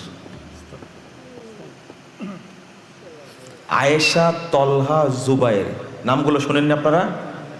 মুয়াবিয়া সহ তাদের মতো যারা সাহাবী আছে এরা সবাই কুকুর এবং শুয়োরের চেয়েও বেশি খারাপ। একটু জোরে বলেন নাউজুবিল্লাহ। একে কি করবেন আপনারা? আমি সব তাদের বই থেকে আমি কথাগুলো বলি, তো যে রেফারেন্সটা এখন দিলাম এদের সম্পর্কে আগে বলার দরকার, না বললে তো হবে না। যেটা বললাম, ইমাম খমিনীর লেখা একটা বই, এই খমিনী শয়তানের লেখা একটা বই নাম বলে কিতাবুত তাহারাত। নাম কি? আমি কিন্তু গত জুমার আগের জুমায় কেতাবটা মেম্বারে দাঁড়িয়ে দেখায়া সবাই কেতাব থেকে পড়েছিলাম। 3 নম্বর খণ্ডের 457 পৃষ্ঠায় মা আয়েশা সম্পর্কে, জুবাইর, তালহা জান্নাতি সাহাবী না? জান্নাতি সাহাবী, তার সম্পর্কে এইভাবে যে লিখতে পারে, নিজে লিখতে পারে, আপনি তাকে কি বলবেন? দোলা ভাই? আস্তাগফিরুল্লাহ, আস্তাগফিরুল্লাহ, নাউজুবিল্লাহ। আরো অনেক কথা আছে, আমি আর 2টা পড়ে শোনাই একটু, যেটা খুব দুঃখজনক ঘটনা, খুব খারাপ কথা। তাদের একটা বই হাক্কুল ইয়াকিন, কি নাম? হাক্কুল ইয়াকিন, মা আশা সংক্রান্ত, তো 311 পৃষ্ঠা। এই বইটা মেম্বারে দাঁড়িয়ে আমি দেখাইছিলাম। বলছেন 311 পৃষ্ঠা, আমি দায়িত্ব নিয়ে বলছি। লেখছে এই শিয়া ইবলিস লেখছে, আম্মালাউ কদ কমা কয়মুনা, আমাদের খলিফা যখন মক্কা মদিনা দখল করবেন, লাকাদ রুদ্দাত ইলাইহিল হুমায়রা, সেই দিন হুমায়রাকে, বলেন তো কে জানেন হুমায়রাকে? আয়েশা। মাশাআল্লাহ, একটা সহিহ হাদিসে এসেছে আল্লাহ রাসূল আয়েশার মা আয়েশাকে রাদিয়াল্লাহু আনহাকে হুমায়রা বলে ডাকতেন। বলছেন যে লাকাদ রুদ্দাত ইলাইহিল হুমায়রা হাত্তা ইউজলিদাহাল হাত্তা, তখন হুমায়রাকে কবর থেকে উঠানো হবে এবং আমাদের খলিফা তার উপরে হদ জারি করবে, তাকে রজম করবে। কারণ মা আয়েশা জেনাকারিনী, বেশ্যা মহিলা। ওয়া হাত্তা ইয়ান্তাকিমা লি ইবনাতি মুহাম্মদ ফাতেমা মিনহা, আর ফাতেমার প্রতিশোধ নিবে।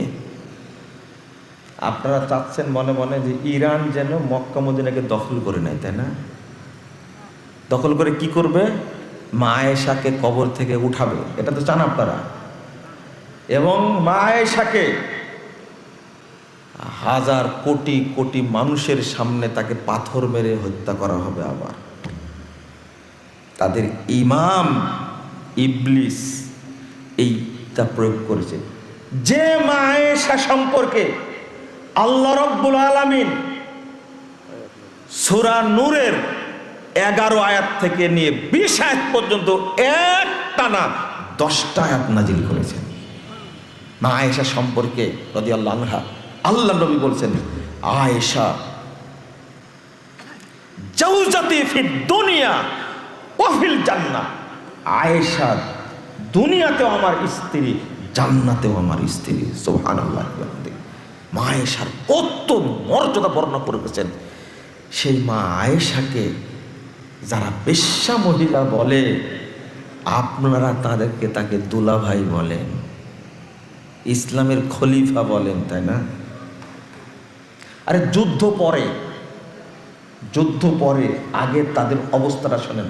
আচ্ছা, আপনার মাকে যদি আমি বেশ্যা বলি, ধরেন কারো মাকে এখানে বললেন আপনার মা তো বেশ্যা, আমি এখন যদি বলি, আপনি কি আমাকে যেতে দেবেন এখান থেকে? যেতে দেবেন? বলবেন এক প্রমাণ দিয়ে যান, কেউ যেতে দেবেন? আচ্ছা, আপনার মা কি এতই দামি?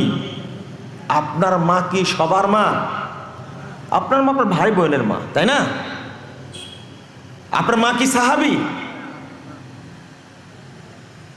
লা হাওলা ওয়ালা কুওয়াতা ইল্লা বিল্লাহ। যে মাকে এই ইরানের অভিশপ্ত রাফেজি শয়তানগুলো বেশ্যা মহিলা বলে, সে মা হলো পৃথিবীর সমস্ত মুমিনের মা, উম্মাহাতুল মুমিনিন। যে মা নবী মুহাম্মদ সাল্লাল্লাহু আলাইহি ওয়াসাল্লামের শ্রেষ্ঠ একজন স্ত্রী, যার ব্যাপারে 10টি আয়াত নাজিল হয়েছে, সেই মাকে বেশ্যা মহিলা বলে। আর আপনি সেই খমিনি, এই শয়তান ইবলিসকে বলেন আমাদের খলিফা, মুসলিমদের খলিফা, তাই না? বললাম আপনার এই জানাটা সম্পর্কে কিয়ামতের মাঠে মা আয়েশার সামনে আপনাকে উঠানো হবে। মা আয়েশা প্রশ্ন করুন অবশ্যই, আমাকে যারা বেশ্যা মহিলা বলতো তুমি তাদের জন্য দোয়া করতে, কারণটা বলো। কি উত্তর দিবেন সাজায় রাখেন। যারা আমাকে উঠায় আমার উপরে আমাকে রজম করতে চাইতো, তোমরা তার জানাজা পড়েছো, কেন পড়েছিলে? উত্তর দাও। উত্তর কি দিবেন? এই আবু বকরের সাথে আপনার দেখা হবে না? ওমর রাদিয়াল্লাহুর সাথে দেখা হবে না? উসমান রাদিয়াল্লাহুর সাথে দেখা হবে না? যদি দেখা নাই হবে তাহলে কেন পড়েন ইহদিনাস সিরাতাল মুস্তাকিম সিরাতাল লাযিনা আনআমতা আলাইহিম? পড়েন না এটা? এটাই তো সেই আয়াত।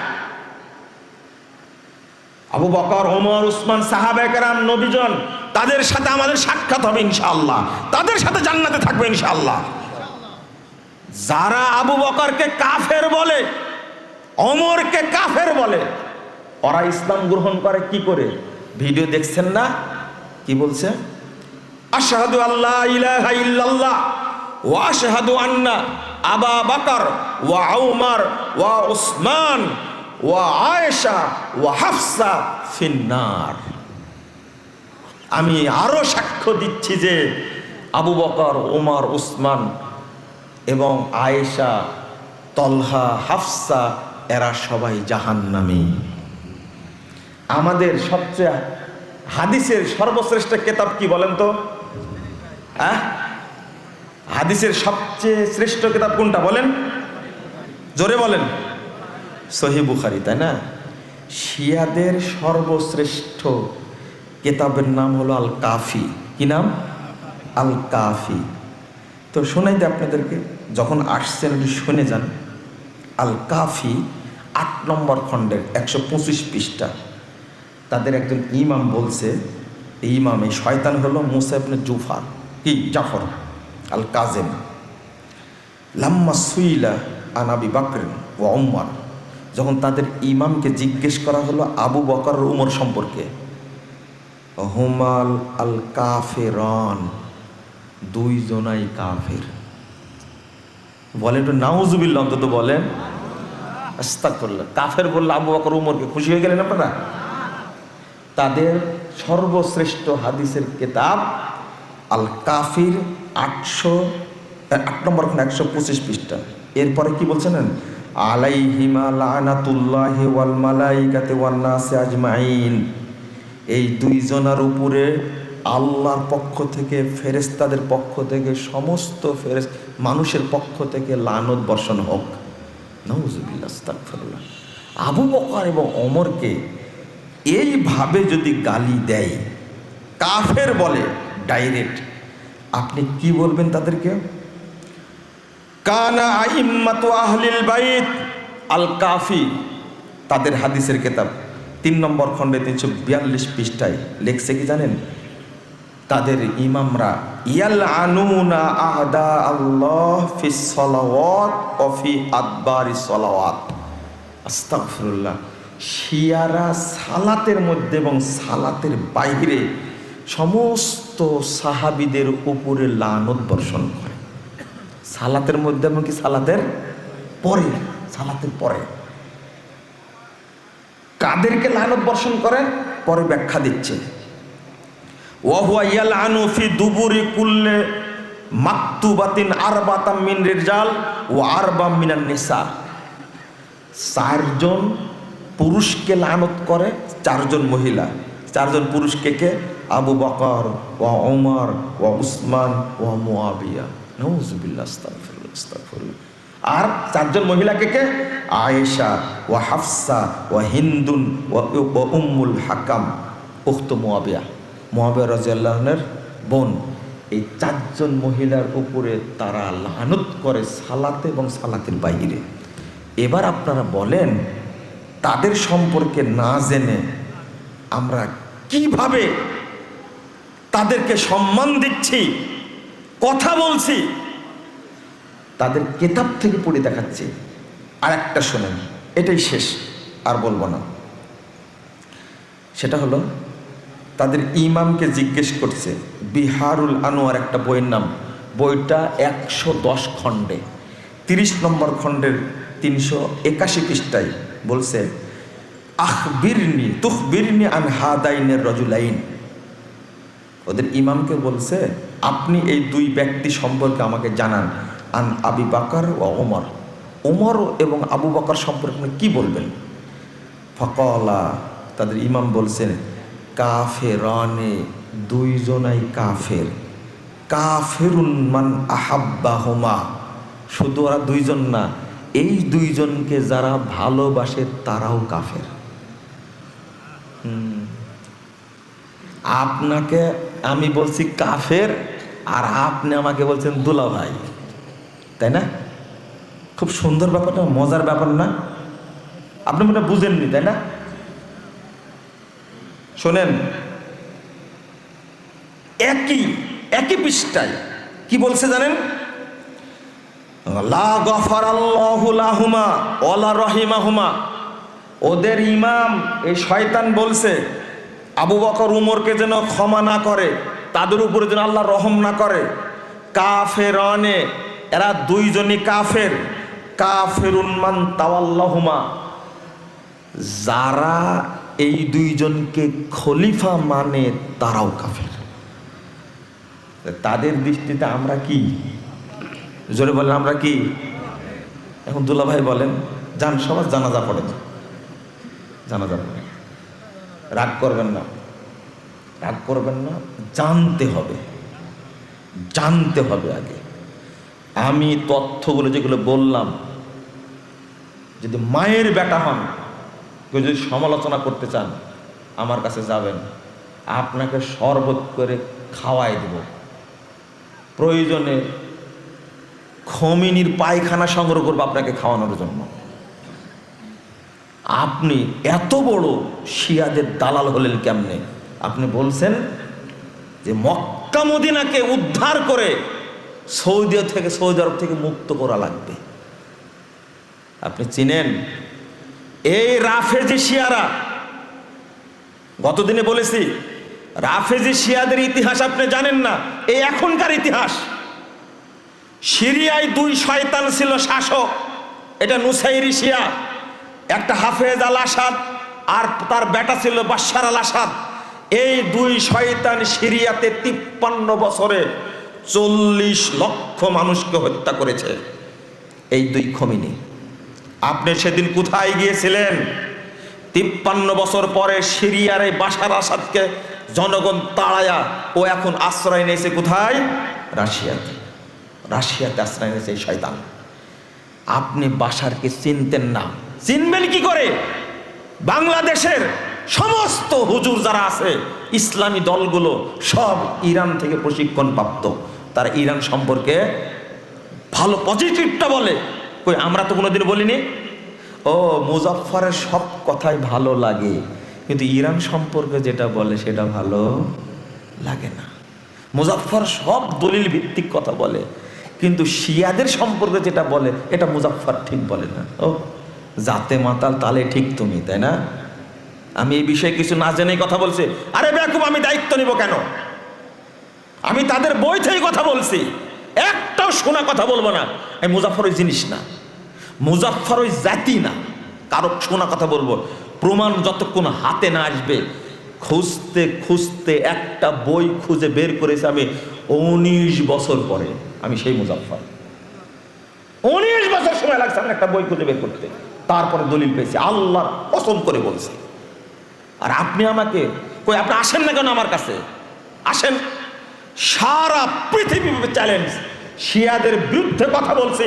তুমি যদি বাপের সন্তান হও, মায়ের সন্তান হও, সারা পৃথিবী চ্যালেঞ্জ, তুমি আমার কাছে আসো, তোমাকে আমি গুলে খাওয়াই দেব।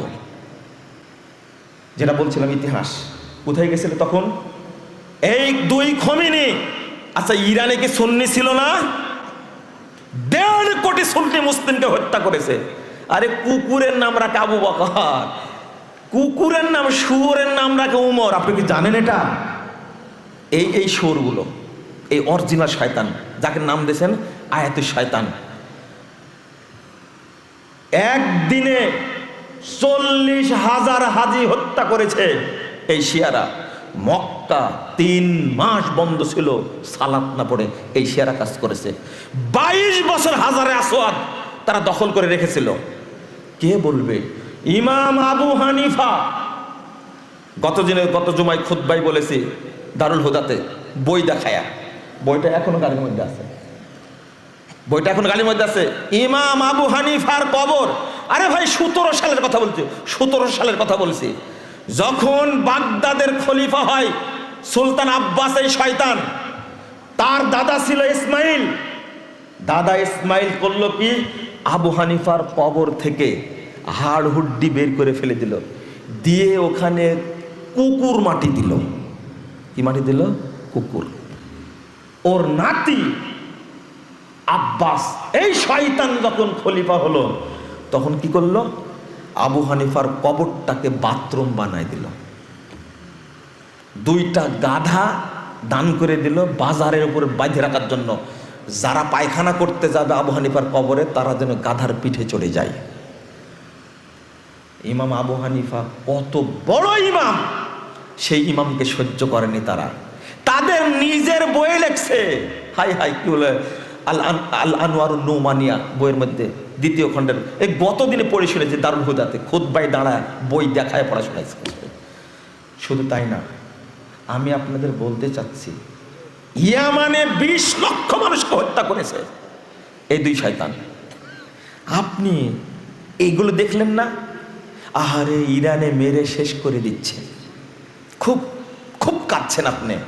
সিরিয়াতে মারল 40 লক্ষ, ইরানে সুন্নি মুসলমান মারছে 1.5 কোটি, ইয়ামানে মারলো। আচ্ছা, আপনাদের একটা প্রশ্ন করি, যখন 2003 সালে আমেরিকার বুশ যখন ইরাকে হামলা করছিল না, ইরাকে হামলা করলো না, ইরাকে যখন হামলা করলো, তখন আপনার দুলাভাই খমিনি কি করছিল? হ্যাঁ, আপনার জামাই এরদোগান কি করছিল তখন? বুঝেননি মনে হয়, তাই না? সাদ্দামকে হত্যা করলো না, তখন ইরান কি করেছিল? সাদ্দাম সুন্নি মুসলমান, সাদ্দামকে সহ্য করে, সাদ্দাম নিজে ভিডিওতে বলছে, ইরান একটি বারের জন্য ফিলিস্তিনের স্বার্থে কোনোদিন যুদ্ধ করেনি। সাদ্দাম শাসক একজন, নিজে ভিডিওতে বলছে। ও, ইরাককে ধ্বংস করেছো, লিবিয়াকে ধ্বংস করেছো, সিরিয়াকে ধ্বংস করেছো, তুমি বাহরাইনকে ধ্বংস করেছো, তুমি জর্ডানকে, ইয়ামানকে ধ্বংস করেছো। এখন আল্লাহ তোমাকে ধরেছে, তোমাকে আল্লাহ এখন ধ্বংস করবে ইনশাআল্লাহ, পার পাবে না। ওরাই মারামারি লাগছে। একটা প্রশ্ন করি, আপনাদেরকে উত্তর দেন না। ইউক্রেনে কারা আছে, মুসলিম না ইহুদি? হ্যাঁ, রাশিয়ায় কারা আছে, মুসলিম? আচ্ছা, রাশিয়া ইউক্রেন যুদ্ধ চলছে, আপনার কার পক্ষে? হ্যাঁ, আপনারা কি জানেন যে রাফেজি শিয়ারা এরা ইহুদিদের ভাই? এটা তো জানা নাই। তাবি ইমাম শাবি রহিমহুল্লাহ বলছেন, ইহুদিরা হলো কি বলে রাফেজি শিয়ারা হলো ইহুদিদের ভাই। গন্ডগোল লেগেছে, মারামারি লাগছে তেল নিয়ে। কি নিয়ে? তেল নিয়ে। আর আপনি কেঁদে দাড়ি পর্যন্ত ভিজায় নাভি পর্যন্ত নামাই দিয়েছেন, তাই না? হ্যাঁ, নাভির নিচেও গেছে। আস্তাগফিরুল্লাহ, আস্তাগফিরুল্লাহ, নাউজুবিল্লাহ, আস্তাগফিরুল্লাহ। আপনি ধ্বংসের দোয়া করেন, আল্লাহ যেন এই 3 কুত্তাকে ধ্বংস করে। বলেন আমিন, বলেন। যারা হেদায়েতের দোয়া কি করলো? হেদায়েতের দোয়া কি করলো? তুমি হেদায়েতের দোয়া করলে, বুঝেননি? এদের জন্য হেদায়েতের দোয়া করতে এখন? হ্যাঁ না, এখন দোয়া করতে হবে কিসের? ধ্বংস। আল্লাহ যেন 1 নম্বরে আমেরিকাকে ধ্বংস করে দেয়। জোরে বলেন আমি। এ হলো 1 নম্বর বিশ্ব সন্ত্রাসী। ও হলো তেল চুরি করবে। কি চুরি করবে? আপনি কি মনে করছে ইরানকে দুর্বল করার পরে এরা পাকিস্তানকে ছেড়ে দিবে? না, আমেরিকার যে বন্ধু হয় তার শত্রু হওয়ার দরকার হয় না। ওই শত্রু 1 নম্বর। 2 নম্বর, আমেরিকার অবৈধ সন্তান ইসরায়েলকে যেন আল্লাহ ধ্বংস করে দেন। আল্লাহ তোমার কাছে চাই, তুমি আল্লাহ 1 রাতে ধ্বংস করে দিও। আল্লাহ বলেন আমিন, বলেন। দোয়া কবুল হবে, একদিন কবুল হবে ইনশাল্লাহ, কবুল হবে ইনশাল্লাহ। না হলে তো ইমাম মাহাদি আছেই, তাই না? অস্ত্র কাজ করবে না, তেলই থাকবে না, কাজ করবে কেমনে? ডাইরেক্ট। বলে তো গুলি করে মারাটা টেস্ট না হাত দিয়ে মারা টেস্ট? হাত দিয়ে কুপায় মারা যে কি টেস্ট, ওই সময় আমরা অনুভব করবো ইনশাআল্লাহ। একটাও পৃথিবীতে বাঁচবে না ইনশাআল্লাহ। আর 3 নম্বর, এই শয়তান ইরানে যারা রাফেজি আছে আল্লাহ এদেরকে যেন ধ্বংস করে দেন। এটা ছিল সুন্নিদের রাষ্ট্র, আবার সুন্নিদের হাতে আসবে ইনশাআল্লাহ, ইনশাআল্লাহ, ইনশাআল্লাহ। ইয়ামানে এত লোক মেরে ফেলছে আপনারা জানেন না? ওমর রাদিয়াল্লাহু আনহুকে হত্যা করেছিল কে? কে হত্যা করেছিল? উত্তর দেন। আবু লুলু। হ্যাঁ, কত সুন্দর করে আপনার দুলাভাই খোমেনি আবু লুলুর বিশাল মাজার তৈরি করে দিছে। সেখানে প্রতিদিন মানুষ সিজদা করে। উপরে লিখে দিছে আবু লুলু বহু আগেই জান্নাতে চলে গেছে। আরে শিয়াদের তো কাবাও আছে। আমি আপনাদের কিভাবে বুঝাবো, আমি এই জাতিকে বুঝাতে পারছি না। আমি মনে করি সব আলেমের বলা উচিত, কিন্তু সব আলেম বলছে না। বলছে আহারে ইরানটা মাজলুম। ইরান কি মাজলুম? কেমনে মাজলুম হলো? ইরাক কি মাজলুম ছিল না? সাদ্দাম হোসেন কেন 10 লক্ষ মানুষ হত্যা করেছে শুধু বুশ এই ইরাকে। তখন কোথায় ছিল? আহারে সাদ্দাম পারমাণবিক অস্ত্র তৈরি করে ফেলেছিল পাকিস্তানের সহযোগিতায়, কিন্তু ইসরায়েল জানতে পারে ইরানের মাধ্যমে বোমা হামলা করে সাদ্দামকে ধ্বংস করে দিয়েছে, এই পারমাণবিক চুল্লিও ধ্বংস করে দিয়েছে। এই সত্যগুলো কে বলবে? জ্ঞানপাপী তারা বলবে না, আমরা বলবো, বলতেই থাকবো ইনশাআল্লাহ। আল্লাহর সামনে কাঠ গড়ায় দাঁড়ানোর আগ পর্যন্ত বলতে থাকবো ইনশাআল্লাহ, কোনো রেহাই চলবে না। আমার নবীর সাহাবীদেরকে যারা গালি দেয়, নবীর স্ত্রীকে যারা বেশ্যা মহিলা বলে, কিয়ামত পর্যন্ত তাদের ছাড় নাই। একজন হালাল বেঁচে থাকলেও তাদের বিরুদ্ধে কথা বলবে ইনশাআল্লাহ, কোনো ছাড় নাই, অসম্ভব ব্যাপার। আমরা বুবা শয়তান নাই চুপ করে বসে থাকবো, আমরা এদের বিরুদ্ধে বলবো ইনশাআল্লাহ। আপনি যতই ন্যাংটা হাত বদদোয়া করেন সৌদি আরবের শাসকদের জন্য, এই ব্যাকুব কোথাকার, সৌদি আরবে গান হয় তাই তোমার এত লাগে, তাই না? কিন্তু তোমার দুলাভাই ইরান, এটা যে একটা পতিতালয়, তুমি কি জানো? এই ব্যাকুব, তুমি কি জানো? ওই যে পতিতালয় মানে কি? এই যে দেশে 1 ঘন্টার জন্য মেয়ে ভাড়া পাওয়া যায়, মহিলা ভাড়া পাওয়া যায়, ওই দেশে বেশ্যালয়ের দরকার হয়? হ্যাঁ, বেশ্যালয়ের দরকার হয়। আপনি এটা বুঝেন না কেন? পুরো ইরানটাই হলো পতিতালয়। আপনি কাকে বুঝান? ওই ইরানের চেয়ে বাংলাদেশ অনেক ভালো আছে, যদিও 27টা বেশ্যালয় আছে বাংলাদেশে। পুরো বাংলাদেশ তো পতিতালয় না। কোন দিন গালি দিয়েছেন আপনি ইরানকে? আপনি তথ্যই জানেন না। একটা কথা না বললাম, আমি বলতে চাচ্ছিলাম না, এরপরে বলে দিই। ফরুইল কাফি তাদের বই লিখছে 5 নম্বর খণ্ডের 563 পৃষ্ঠা। এই শুনেন, লজ্জা লাগছে তাও বলছি। ইয়াজুজু লিল মুতাযাব্বিজাতি আত-তামাত্তু বিশারতি আদামি ইলমি জাওজিহা। বিবাহিতা মহিলা যদি অন্য পুরুষের সাথে ঘন্টায় চুক্তি করে বিয়ে করে তবুও জায়েজ আছে। আবার নাউজুবিল্লাহ বললেন কেন? দুলা ভাই হয়েছে, এগুলো কি বলা যাবে? অনুবাদ করা যাবে এগুলো?